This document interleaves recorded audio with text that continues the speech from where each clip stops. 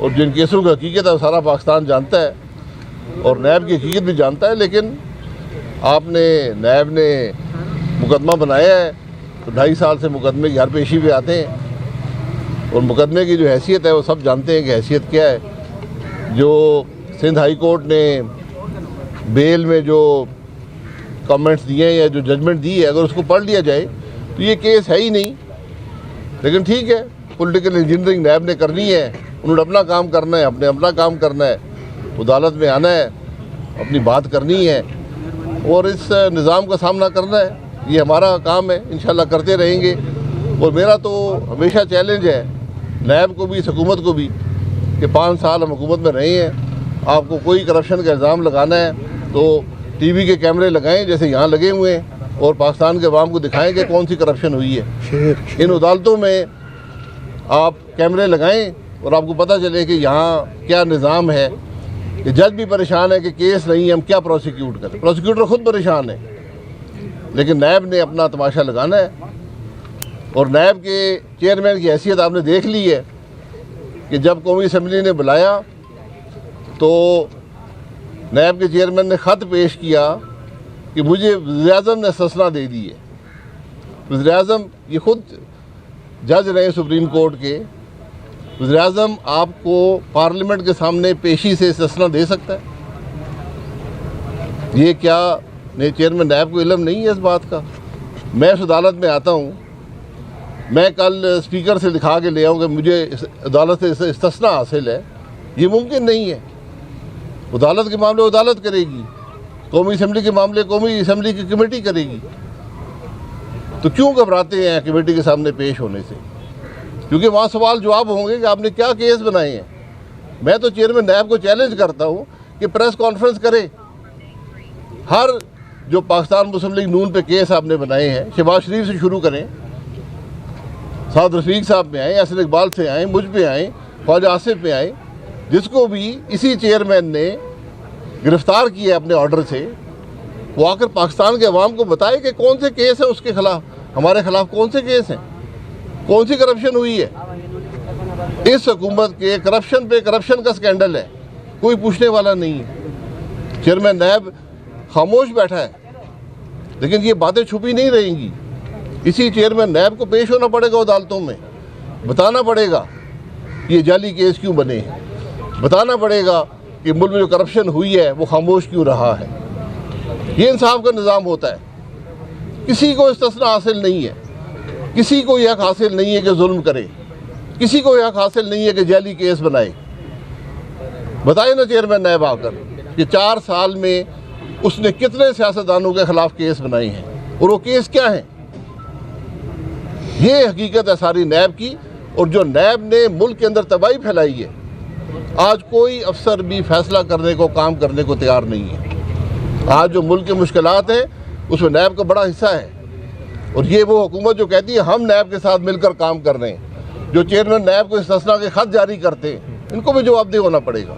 जनाब सर, मरी के वाक़े में आप क्या कहना चाहते हैं? जो मरी में हमवाती हुई है 19 मरी से आप भी कामयाब होते रहे, अभी दूसरे हैं। देखें 24 घंटे तकरीबन लोग सोए रहे हैं वहाँ, ना कोई मुंतखब नुमाइंदा पहुँचा, ना कोई इंतजामिया का अफसर पहुँचा, हत्ता कि 28 घंटे ये मामला रहा है। कोई इसी में एक सवाल ऐड कर दूं कि आप मरी कहाँ सोया रहा है? आप वज़ीर आज़म रहे मुल्क के, और मरी को जो बनाने वाला जो है वो क्रेडिट जो है बिल्कुल मियां नवाज शरीफ को जाता है। लेकिन क्यों ऐसे इकदाम आपने उस वक्त नहीं किए जब आपने मरी बनाया इस काबिल, कि आज ये सानिया जो है वो देखना पड़ा कि आप अपने आप को जिम्मेदार नहीं समझते इस वाक़े का? जी, मैं अपने आप को जिम्मेदार समझता हूँ, क्योंकि हमने मरी को मशीनरी भी मुहैया की, बर्फ़ साफ़ करने की, और प्लान भी बनाया जो 1997 से हर साल रिव्यू होता है और इम्प्लीमेंट होता है। अगर हुकूमत की नाअहल हो कि वो इम्प्लीमेंट ही ना कर सके तो इसमें मेरा क्या कसूर है। नवाज शरीफ साहब ने 1.5 अरब रुपए की मशीनरी वहाँ दी हुई है, मौजूद है, प्लान बना हुआ है। और यहाँ सिर्फ 10 आदमी आपने भेजे थे क्योंकि आपने सड़क साफ़ नहीं की थी। 10 आदमी भेजते, वो जाके गाड़ियाँ चेक करते और कोई अमवात ना होती। आज तक मरी में कोई मौत भी बर्फ़ में फंसने की वजह से कभी नहीं हुई। ये पहला मौका है कि लोग घरों में बैठे रहे, इंतज़ामिया घरों में बैठी रही, वज़ीर आला को परवाह नहीं है, वज़ीर स्टेटमेंट्स दे रहे हैं, वफाक कुछ और कहता है, सूबा कुछ और कहता है, एक वजीर कुछ और कहता है, दूसरा कुछ और कहता है, और आज कोई जिम्मेदारी कबूल करने वाला नहीं है, कोई हमदर्दी करने वाला नहीं है। आप सबकी स्टेटमेंट्स देख लें, इमरान खान की स्टेटमेंट देखें, बुज़दार की स्टेटमेंट देखें, फवाद चौधरी की स्टेटमेंट देखें, शेख रशीद की स्टेटमेंट देखें, एक लफ्ज़ इज़हार हमदर्दी का नहीं कर सके। ये इस किस्म के लोग आज हुक्मरान हैं। सर वहाँ के जो MNA हैं बने मुंतखब हुए हैं या मुंतखब कराए गए, वो 500 रुपया बांट रहे हैं और कह रहे हैं कि ये आपस में इज्तिमाई तौर पर ये उनके, मैं किसी पे कमेंट नहीं करता, ये उनके काम है, लेकिन ये हकीकत है कि जितने लोगों को निकाला, जितनी वहाँ इमदादी मदद हुई मुकामी लोगों ने की है। पुलिस जो है 28 घंटे के बाद पहुंची है मौके पे। मुकामी लोगों ने, वहाँ चलना मुश्किल होता है, अपने घरों का मसला होता है, बिजली नहीं है, उसके बावजूद मुकामी लोग निकले और सैकड़ों की तादाद में लोगों को उन्होंने रिलीफ दी।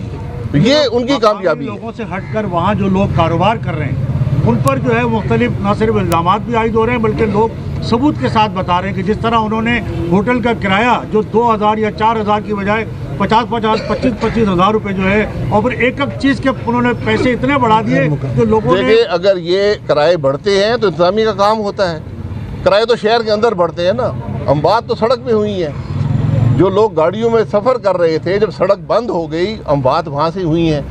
तो अगर किराए को बढ़ा रहे हैं तो इंतजामी को कार्रवाई करनी है। मरी पूरे पाकिस्तान का शहर है, वो चंद लोगों का शहर नहीं है, किसी एक कबीले का शहर नहीं है। वहाँ जो लोग कारोबार करते हैं 80% लोग उस शहर के बाहर के हैं। अच्छा शाहिद साहब, आप मुताबिक टॉक शोज़ में और प्रेस कॉन्फ्रेंसों में भी कहते हैं कि इलेक्शन करवाने हैं तो साफ शफाफ करवाए जाएं, नहीं तो ना करवाए जाएं। आप तो उनको रास्ता दिखा रहे हैं कि वो ज़ियाउल-हक की तरह फिर कोई रेफरेंडम करवाएं जिसमें ये लिखा हो कि अगर आप पाकिस्तानी हैं तो फलां बंदा 10 साल के लिए ये ताहयात वज़ीर-ए-आज़म। पाकिस्तान के अवाम कबूल नहीं करेंगे, यहाँ बहुत से ताहयात आए, आज वो हयात में नहीं है। अच्छा, ये जो आर्मी चीफ को तौसी देने की जो एक बात सामने आई है वज़ीर आज़म की तरफ से, इस पर आप क्या समझते हैं? हमने तो जो आइन पढ़ा है तो उसमें आर्मी चीफ की तैनाती होती है 3 साल के लिए। एक्सटेंशन की कभी डिबेट नहीं हुई पाकिस्तान के अंदर कि आर्मी चीफ, तो कोर्ट ने केस, वो तो कानून में मौजूद है ना। कानून में जब आप बात करता है वज़ीर आज़म तो तैनाती की बात करता है, एक्सटेंशन की बात नहीं होती।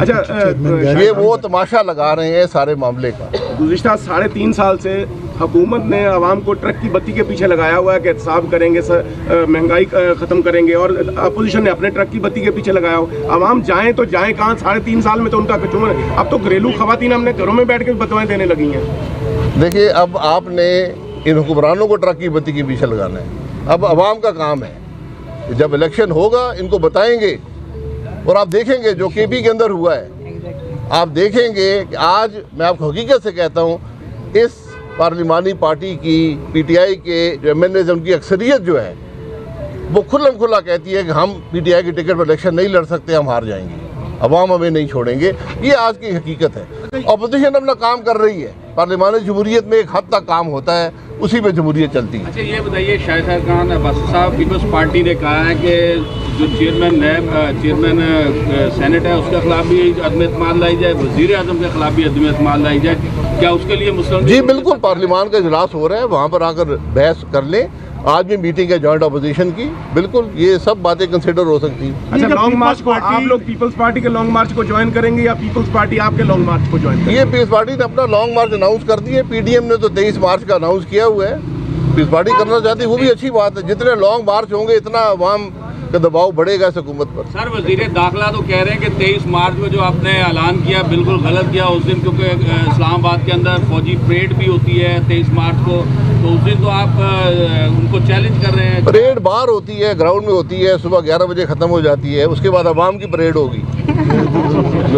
नवाज़ शरीफ साहब कब आ रहे हैं? नवाज़ शरीफ साहब इलाज करवा कर आएंगे, उससे पहले नहीं आएंगे।